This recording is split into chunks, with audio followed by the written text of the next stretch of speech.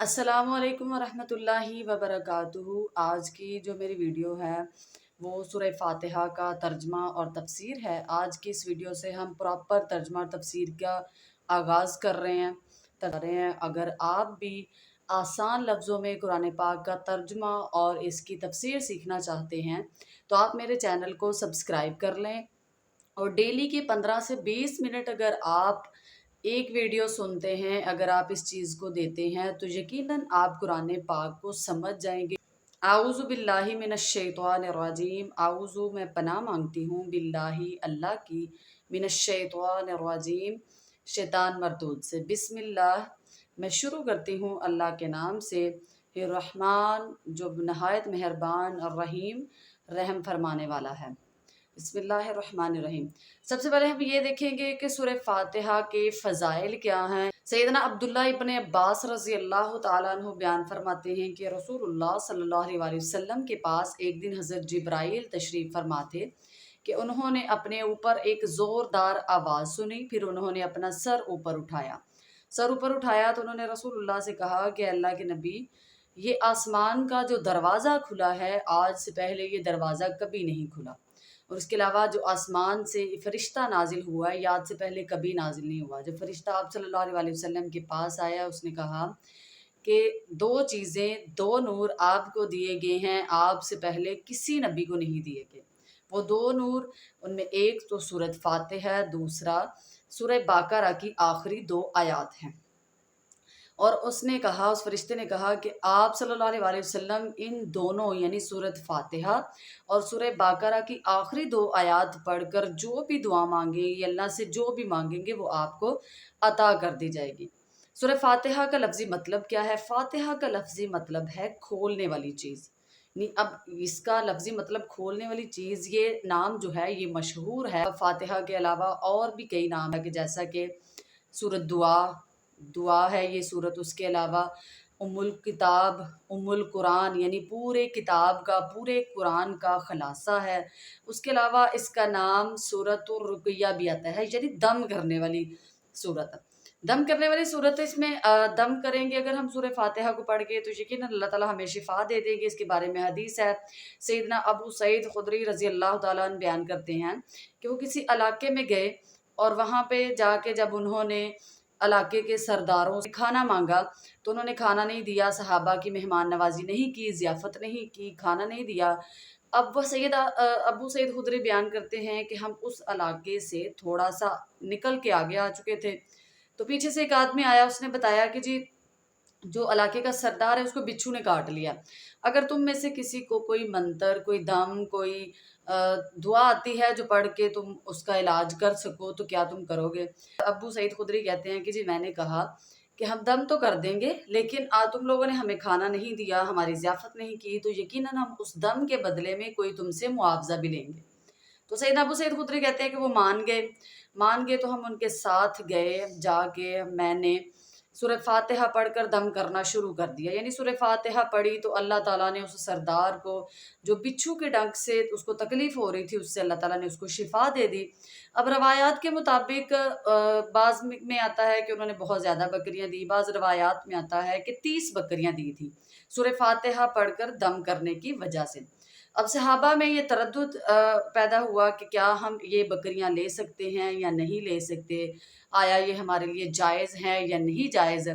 तो उन्होंने कहा कि तब तक हम इनको कबूल नहीं करेंगे जब तक हम अल्लाह ताला के नबी से पूछ नहीं लेते हैं। तो सैयदना अबू सईद खुदरी कहते हैं, फरमाते हैं कि जब हम रसूलुल्लाह सल्लल्लाहु अलैहि वसल्लम के पास आए, हमने आप सल्लल्लाहु अलैहि वसल्लम से ये सारा वाक़या बयान किया, तो आपने कहा कि अबू सईद खुदरी, तुम्हें ये सूरत फातिहा कदम करने के बारे में किसने बताया था? तो हज़रत अबू सईद खुदरी कहते हैं कि यकीनन अल्लाह के नबी, हमने आपसे सुना था। तो अल्लाह के नबी मुस्कुरा के कहते हैं कि इसमें से मेरा भी हिस्सा हो। यानी कि अल्लाह के नबी ने सूरह फातिहा पढ़कर दम करने पर जो बकरियां ली थी उसको जायज़ करार दिया। और बाज़ सहाबा ने ये कहा कि अल्लाह के नबी जी, सैयदना अबू सईद खुदरी ने कुरान पर उजरत ली है, यानी कि मुआवजा लिया है, तो अल्लाह के नबी ने इसको जायज़ करार दिया।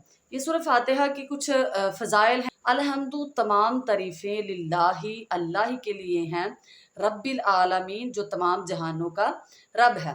اب اس تمام تعریفوں میں جتنی بھی تعریفیں چاہے وہ حمد کی شکل میں ہیں چاہے وہ شکر کی شکل میں ہیں، وہ تمام تعریفیں صرف اللہ کے لیے ہیں، رب العالمین جو تمام جہانوں کا رب ہے۔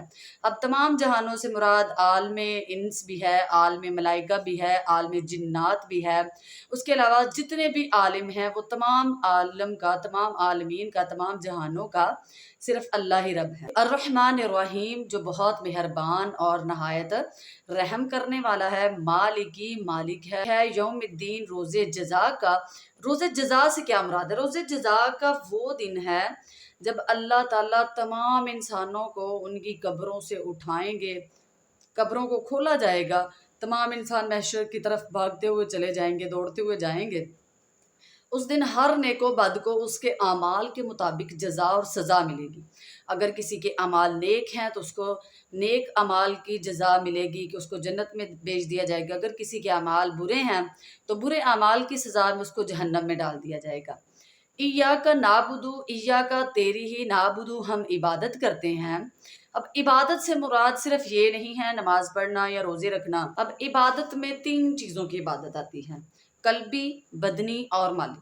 قلبی عبادت سے مراد دل میں اللہ تعالیٰ کا ڈر، خشوع خضوع، اللہ تعالیٰ سے اچھے کی امید، برے سے بچنے کی دعا، یہ تمام آتے ہیں قلبی عبادات میں۔ بدنی عبادات جیسے نماز، روزہ، حج وغیرہ، اور جو مالی عبادات ہیں وہ زکوٰۃ، صدقہ، اس کے علاوہ اللہ کی راہ میں خرچ کرنا۔ وَإِيَّاكَ اور تجھ ہی سے نستعین ہم مدد طلب کرتے ہیں۔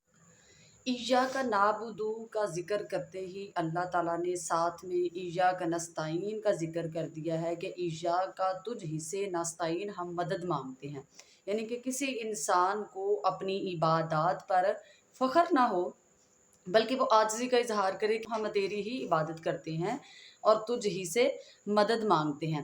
اہدنا الصراط المستقیم، اہدنا دکھا ہم کو، صراط راستہ، مستقیم سیدھا۔ سیدھے راستے سے مراد وہ راستہ ہے جو راستہ ہمیں اللہ تعالیٰ تک لے جائے، یعنی کہ سیدھا راستہ جو ہمیں جنت تک پہنچا دے، جو ہمیں ہدایت پر لے آئے۔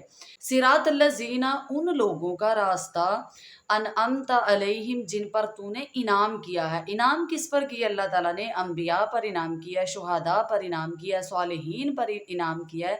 اے اللہ ہمیں ان لوگوں کا راستہ دکھا، ان لوگوں کے راستے پہ چلا جن پر تو نے انعام کیا ہے۔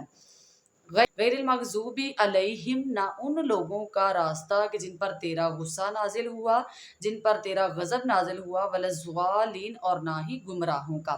اب اس آیت کی تفسیر میں اب جن پر اللہ تعالیٰ کا غضب نازل ہوا ہے ان سے مراد یہود ہیں، جن پر اللہ تعالیٰ نے اپنی بہت سی نعمتیں نازل کی تھی، انہوں نے اللہ تعالیٰ کی نعمتوں کی ناشکری کی، اللہ تعالیٰ کی نعمتوں کا کفر کیا، تو اللہ تعالیٰ نے ان پر عذاب نازل کیا، یعنی ان پر اللہ تعالیٰ کا غضب، اللہ تعالیٰ کا قہر نازل ہوا۔ اور والضالین سے مراد عیسائی ہیں، جنہوں نے اپنی فلسفیانہ باتوں میں پھنس کر، اپنی ہی بنائی ہوئی سوچ میں پھنس کر اللہ تعالیٰ کی ذات کے ساتھ اللہ شرک کیا، اللہ تعالیٰ کا بیٹا بنایا، حضرت عیسیٰ علیہ السلام کو اللہ تعالیٰ کا بیٹا قرار دیا۔ یہاں سے والضالین سے مراد عیسائی ہیں۔ آمین کہ اللہ ہماری ان تمام باتوں کو قبول فرما۔